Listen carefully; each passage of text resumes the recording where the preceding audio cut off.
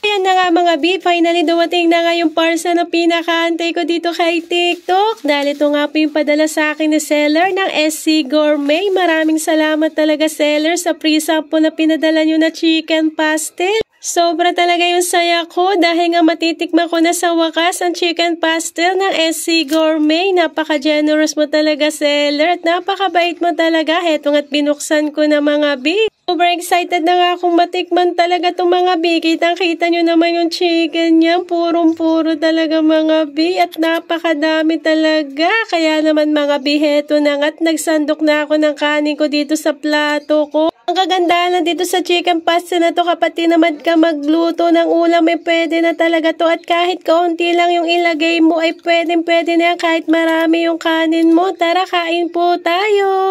So yan nga mga bititikman ko na po ang chicken pastel ng SC Gourmet. Muli maraming salamat po talaga seller sa pagpadala nyo sa akin o pagbigay nyo sa akin itong chicken pastel. Yung amoy pa lang ang sarap na, masarap na talaga siya. So yan, kain po tayo. Excited na ako. Ang sarap niya mga B. Alam mo, tama-tama talaga yung pangulam to kapag tinatamad tayong magluto, di ba? Ito pa lang pwede na talagang pangulam.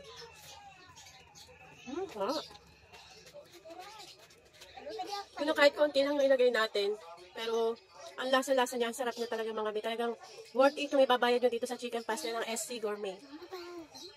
Ito rin na matikman ng anak ko dahil lami? Sarap. Dapat nagustuhan talaga. Kaya naman mga B, kung gusto nyo i-try itong chicken pastel ng SC Gourmet, ilalagay ko pa sa yellow basket ko mga B. Kaya try nyo na rin. At mag-check out na kayo. Ang sarap talaga. Mama pa. Diba? Check out na. Check out na, Mama pa.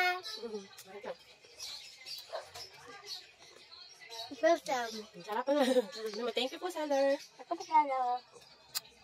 Sarap talaga, B. Sobra. Nagustuhan ko. Thank you po.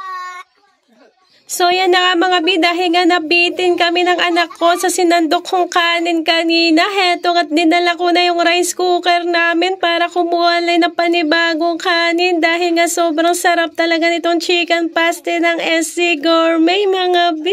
Sobrang natutuwa talaga ako mga B dahil nga nagustuhan ito ng anak ko. Dahil nga yung anak ko ay sobrang pihigan pagdating sa pagkain. Pero ninatikman niya talaga itong chicken pastel ng SC Gourmet ay talagang nagustuhan niya at napakain siya ng madami.